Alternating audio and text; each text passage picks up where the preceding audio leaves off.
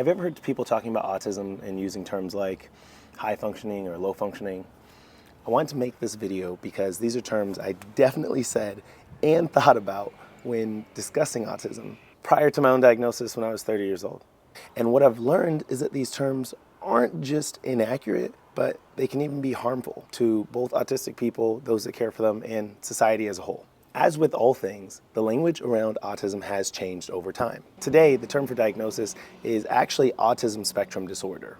But I realized that when some people hear spectrum, they usually tend to think of a straight line, since that's how your mind visualizes a range of things on a spectrum. It's very common for people to think of something like this.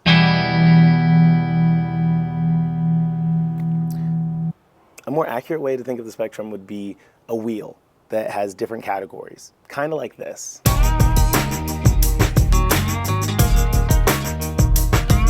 See, you also have to realize that every autistic person has a different level of deficit or ability in each category.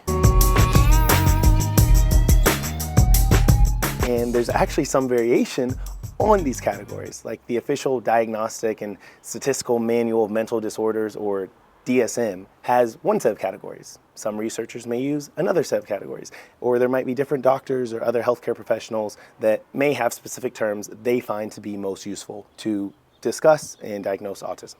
But the main thing we do know is that it's not helpful to look at it as a straight line like so many people used to think. And remember, every person is unique in how their traits affect and are expressed in their lives. For myself and many others who would be considered high functioning, using the old terms, we may go a very long time or even our whole lives without being diagnosed, because the unique combination of our traits on the spectrum give us additional tools and opportunities to adopt and overcome our deficits in the other categories.